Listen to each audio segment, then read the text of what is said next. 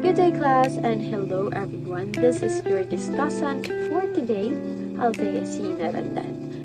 Today's lesson will be filled with excitement and touch of connection from one of us. Getting excited?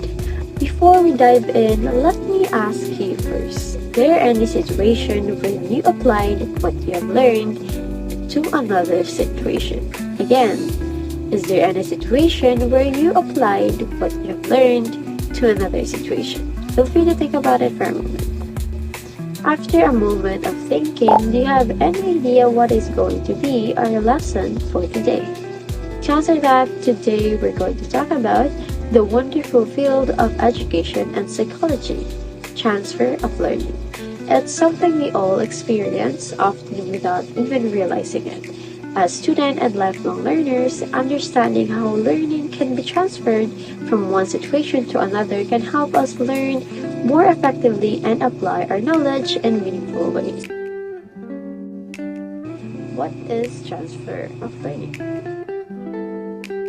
Transfer of learning is the process of applying knowledge, skills, and attitude learned in one context to a different context. In simple terms, it's when what you learn in one situation helps you in another.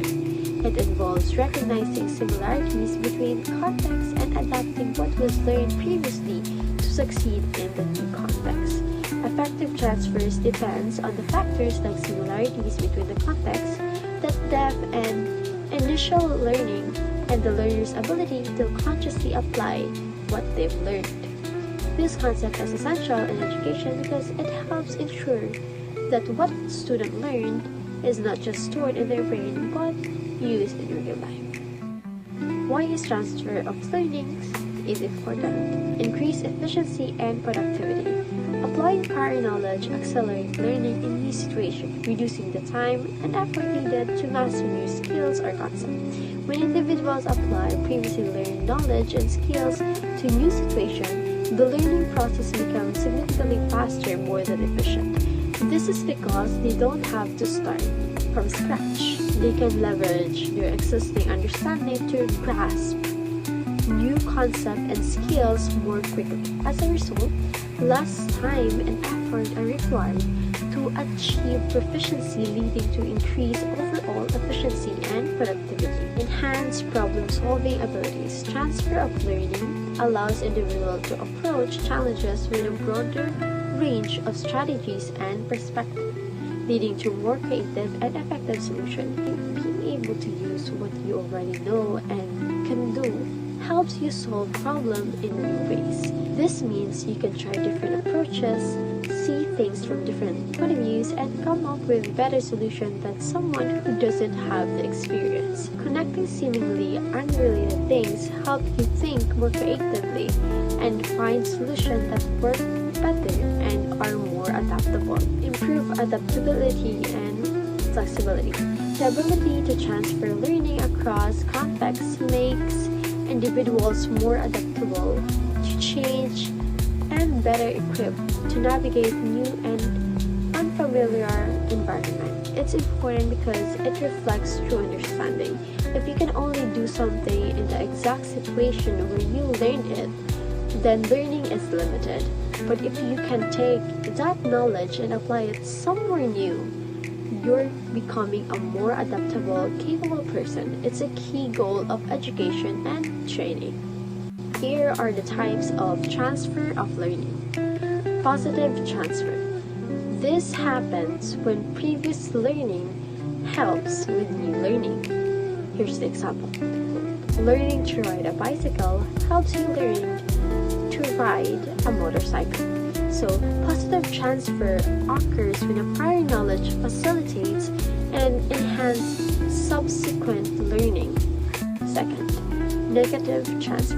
This is when a previous learning interferes with new learning. Example, a person who drives a manual car might accidentally press the clutch when driving an automatic. Negative transfer happens when prior knowledge hinders or interferes with new learning. Previously learned information or skills create a conflict or obstacle in acquiring new knowledge or skills. The example of manual car driver accidentally pressing the clutch in an automatic car demonstrate this interference. The habit from the manual car negatively impacts the learning of automatic car operation. The third one, near transfer, applying knowledge to a very similar situation. So here's the example. Solving a math problem in class and then solving a similar problem in homework. Near transfer involves applying knowledge or skills to a situation that is very similar to the context in which the learning originally occurred. The similarity between the original learning and the situation. Transfer, applying knowledge to a different and less similar situation. Example, using critical thinking skills from philosophy class to make a business decision. Para transfer refers to the application of knowledge or skills to a situation that is significantly different from one or the original learning context.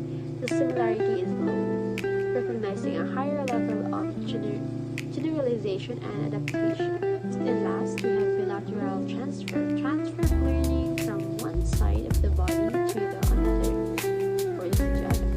Bilateral transfer. Transfer of learning from one side of the body to the other. Example, a right-handed person learns to use the left hand for tasks. Bilateral transfer specifically refers to the transfer of learning between the two sides of the body. Skills or knowledge acquired using one side of the body can be applied to the other side. A right-handed person learning to use their left hand demonstrates bilateral transfer as the motor skills and coordination learned on one side are adapted and applied to the other. In summary, transfer of learning is a powerful concept that allows us to take what we've learned to use it in new and different situations. It's essential for personal growth, academic success, and real-world problem solving. By recognizing and encouraging this kind of learning, we can become more flexible, skilled, and knowledgeable individuals. Once again, this is Althea Senior, your discussion for today. Thank you.